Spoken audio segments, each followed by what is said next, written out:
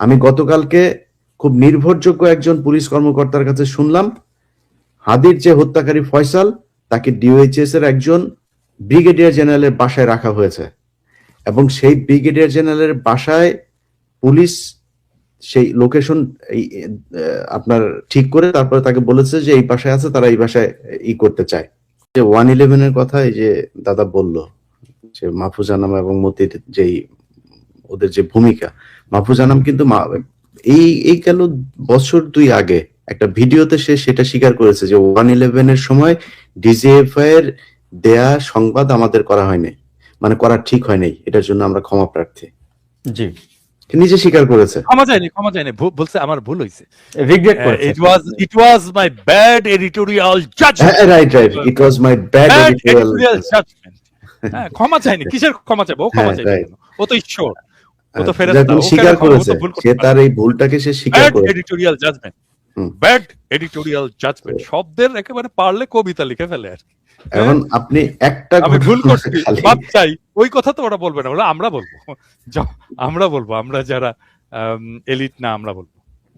ঘটনা খালি একটা না, এরকম ঘটনা অনেক আছে। এই প্রথম আলো ডেইলি স্টারের বিরুদ্ধে ব্যবস্থা নেওয়া যায়। আপনি আজকে যে সরকার কথা বলছে যে আমরা কেন এটার বিরুদ্ধে কথা বলছি, এটা করে রাষ্ট্রের খুব নাকি আমরা নাকি অস্থিতিশীলতা বিশৃঙ্খলা তৈরি করছি, এই রাষ্ট্রের বিশৃঙ্খলা এই সরকার তৈরি করেছে। একজন বাণিজ্য মন্ত্রী, মানে রাজনীতি যারা করবে তাদের আপনি শপথ দিবেন, তাদের আগে থেকে কন্ট্যাক্ট করে নিতে হবে যে আমরা রাষ্ট্রের থেকে কোনো সুবিধা প্রাপ্ত হব না। কিন্তু আপনি ইউনূসের সরকার, এটা হলো গিয়া নতুন ধরনের সরকার, আপনি বাণিজ্য মন্ত্রী থাকবেন, আবার আপনি বিমান মন্ত্রী থাকবেন, আবার নতুন এয়ারলাইন্স এর লাইসেন্স নেওয়ার জন্য আপনি চাপ দিবেন তাদেরকে। আপনি বাণিজ্য উপদেষ্টার কথা বলছেন। বাণিজ্য উপদেষ্টা রেজওয়ানা, উনি এনজিও তেও থাকবেন, উপদেষ্টাও হবেন, বিভিন্ন কোম্পানি থেকে টাকাও নেবেন, আবার আওয়ামী লীগের দীপুর কাছ থেকেও টাকা নেবেন, দীপুর সব কোম্পানি ওনার জামাইয়ের নামে লিখে নেবেন, সবই করবেন, ওনারা সবকিছু করবেন, কোনো বিচার হবে না। এখন মানুষ যখন দেখবে যে আমরা যেই জন্য, ধরেন আমাকে যদি আপনি জিজ্ঞেস করেন আমি কেন হাসিনার বিরুদ্ধে কথা বলেছি, আপনি আমাকে যা মনে চায় বলবেন, আপনার রাইট আছে, আপনার এখন আওয়ামী লীগের প্রতি অনেক ভালোবাসা আছে। আমি আমার এই জাতীয় সঙ্গীত চাই না, আমি তো ভাই এই দুর্নীতি কে করবে না করবে এগুলো নিয়ে আমি বিএনপি যখন ক্ষমতায় আসে নাই তখনই বলেছে যে বিএনপি আওয়ামী লীগ আমাদের দেশের মানুষের চরিত্রই এটা, আপনি না চাইলেও করাপশনের সাথে আপনাকে জড়ায় যাইতে হবে, কোনো না কোনো ভাবে জড়ায় যাইতে হবে আপনাকে। এখন আপনি যখন এই জিনিসগুলো পাবেন না, এই মানুষেরও তো অনেক চাওয়া ছিল, সেই মানুষের এই চাওয়াগুলো যখন পূরণ হয় নাই, তারা তো তখন আইন হাতে তুলে নেবে। আপনি যে বললেন যে প্রথম আলো ডেইলি স্টারের উপরে অগ্নিকাণ্ডের ঘটনা, কেন মানুষের ক্ষোভ আপনি তো সামাল দিতে পারবেন না। আজকে এই গেল 15 দিন ধরে আমার ফেসবুক পেজ, ইউটিউব চ্যানেল, মানে কত উপর লেভেল থেকে করলে এটা করা যায়, আমি তো গত এই 10 বছর ধরে দেখছি যে ইউটিউব চ্যানেল, ফেসবুক পেজ এগুলো কিভাবে কি করতে হয়, এটা অবাক করার বিষয় যে এত উপর লেভেল থেকে তারপরে আমাদের ফেসবুক পেজ, ইউটিউব চ্যানেলের বিরুদ্ধে লাগা হয়েছে। কেন? কারণ কথা বলতে দেওয়া হবে না। কথা বলতে দেওয়া হবে না কেন? আমরা হইলাম গিয়া সব ওনাদের বিরুদ্ধে কথাবার্তা বলি, আমরা দেশের বিশৃঙ্খলা তৈরি করি।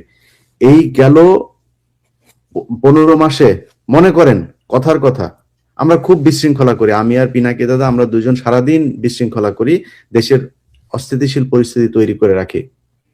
আপনি বলেন তো আমরা দুইজন এই গত 1.5 বছরে কয়জন মানুষকে হত্যা করেছে? এই ইউনূস সরকারের সময় সব মিলায় শুধুমাত্র নদীতে ডুবিয়ে এই অজ্ঞাত লাশ পাওয়া গেছে 38 জনের। এই গেল 15 বছর, এই কয়দিন আগের জরিপ এটা, সব মিলিয়ে প্রায় 450 মানুষ খুন হয়েছে।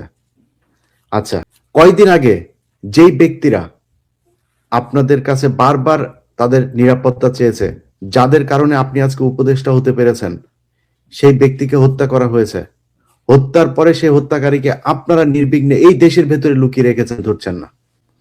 আমি গতকালকে খুব নির্ভরযোগ্য একজন পুলিশ কর্মকর্তার কাছে শুনলাম, হাদির যে হত্যাকারী ফয়সাল, তাকে ডিওএইচএস এর একজন ব্রিগেডিয়ার জেনারেলের বাসায় রাখা হয়েছে এবং সেই ব্রিগেডিয়ার জেনারেলের বাসায় পুলিশ সেই লোকেশন আপনার ঠিক করে তারপরে তাকে বলেছে যে এই বাসায় আছে, তারা এই বাসায় করতে চায়।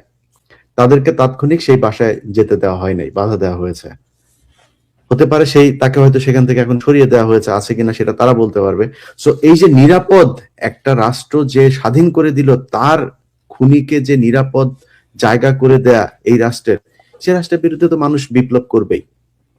আপনি যদি এটাকে মব বলেন, তাহলে মব আপনার কাছে মব, কারণ আপনি সেটাকেই মব বলবেন যেটা আপনার ক্ষমতাকে চ্যালেঞ্জ করবে। আপনার ক্ষমতা যতক্ষণ ঠিক থাকবে ততক্ষণ আপনি সেটা শান্তিপূর্ণ মনে করবেন। এটা হাসিনাও করতো, এটা হিটলারও করেছে, এটা সারা পৃথিবীতে সবাই করে। অতএব এই সরকারও যেই একনায়কতন্ত্র, যেই ফেসিবাদের যেই মানে প্রথম যে শুরুটা, সেই শুরুটা তারা আমাদেরকে দিয়ে করেছে। আপনার কি অনুসন্ধানী প্রতিবেদনের বাংলা এডিশন হচ্ছে গিয়ে আপনার বিশৃঙ্খলা তৈরি করার জন্য নাকি বাংলা এডিশনই করেছে। বাংলা এডিশনকে কবে কোন মন্ত্রী, কোন উপদেষ্টা আমাদেরকে শর্ত দিয়েছিল যে প্রথম আলোতে যদি অগ্নিকাণ্ড হয় তাহলে সেটা প্রচার করা যাবে না? বাংলা এডিশনকে এরকম কোনো শর্ত দেওয়া ছিল নাকি? প্রথম আলোকে কি বলে দেওয়া আছে নাকি যে আপনি এই নিউজ করতে পারবেন, এই নিউজ করতে পারবেন না, যা ঘটে আমি সব দেখাইতে পারবো? আমি নিজে কি করেছি নাকি সেটা? বাংলা এডিশন করেছে সেটা। আমারে যদি নাকি আপনি দোষ দেন, আমারে দোষ দেন, কোনো সমস্যা নাই। বাংলা এডিশন কে? আমি বাংলা এডিশনের কি? আমি বাংলা এডিশনের কিছু নাকি? আচ্ছা, ইলিয়াস, এখানে একটা ছোট্ট প্রশ্ন করি, সরি ফর ইন্টারাপশন। মানে আমি আমার ফেসবুকে দেখছি আর কি, বাংলা এডিশনের কোন একজন সাংবাদিককে নাকি দেখা গেছে ওইখানে। বাংলা এডিশনের কোনো সাংবাদিক না। প্রথম কথা হচ্ছে, যার কথা বলা হচ্ছে বিভিন্ন ইন্ডিয়ান ইয়েগুলোতে, আপনার কি বলে পত্রিকাগুলোতে তার একটা নিউজ, সে যখন কিনা ভাঙচুরের ঘটনা, আপনার অগ্নিকাণ্ডের যে ঘটনা, অগ্নিকাণ্ডের ঘটনার পরে সে 2 হাত এইভাবে প্রসারিত করে একটা ছবি তুলেছে সেখানে। এখন কে ভাঙচুর করেছে, কি করেছে, আমি ওই আলাপেই যাব না, আমি কৌশলগত কারণে ওই আলাপেই যাব না। কিন্তু কোনো মানুষ এক জায়গায় ভাঙচুর হচ্ছে, সেইখানে এটা কি অপরাধ নাকি এভাবে হাত তুলে ছবি তোলা? তাকে কেউ ভাঙচুর করতে দেখেছে? সে কাউকে ভাঙচুর করতে বলেছে এরকম কোনো ছবি আছে? এটা হচ্ছে প্রথম কথা। আর দ্বিতীয় কথা হচ্ছে যে এই ছেলে আমাদের বাংলা এডিশনের কোনো রিপোর্টারও না, কোনো কিছুই না। সে আমার সাথে তার একটা খুব ভালো সম্পর্ক। সে দেশের বাইরে থাকে, কিছুদিনের জন্য দেশে এসছে, সে সৌদিতে থাকে, কিছুদিনের জন্য দেশে এসছে, এবং তার কাছে আমার ফেসবুক পেজ, ইউটিউব চ্যানেলে সে আমার অ্যাডমিন। আমার ফেসবুক পেজ গণমাধ্যমে বাংলা এডিশনের সে কোনো না, বাংলা এডিশনের কোনো এমপ্লয়ি না সে। না, সে আমার খুব ঘনিষ্ঠ, আমার ফেসবুক পেজ, ইউটিউব চ্যানেলের অ্যাডমিন। সে আমার খুবই ক্লোজ একটা ছোট ভাই। কিন্তু পিনাকি ভট্টাচার্য, মানে আপনার প্রশ্নের সাথে কথা হচ্ছে দাদা যে কেউ যদি নাকি এক জায়গায় অগ্নিকাণ্ডের ঘটনা ঘটেছে, সে এইভাবে একটা ছবি তুলেছে, এই ছবিটাই সবখানে। কিন্তু কোন গণমাধ্যম কর্মীর সংশ্লিষ্টতা যদিও প্রমাণ পাওয়া যায়, তার ভিত্তি থেকে কি একটি গণমাধ্যমকে আসলে বন্ধ করে দেওয়া যায় কিনা, সেটিও তো একটি বড় প্রশ্ন। না, সেটা তো বটেই। আমি তো পরের দিনই ওইটা লিখেছি, যখন আমি এটা জানতে পারলাম যে এটা এনওসি বাতিল করা হয়েছে, যে বাংলা এডিশনের অপরাধ থেকে। তখন আমাকেই আবার ওই ছবিটা পাঠিয়ে বলা হয়েছে যে প্রবাবলি এই কারণে। আমি সেই জন্য বললাম, যেহেতু একটা রেকর্ড থাকবে, সেই জন্য বললাম এটার একটা জবাব থাকা উচিত ছিল আর কি।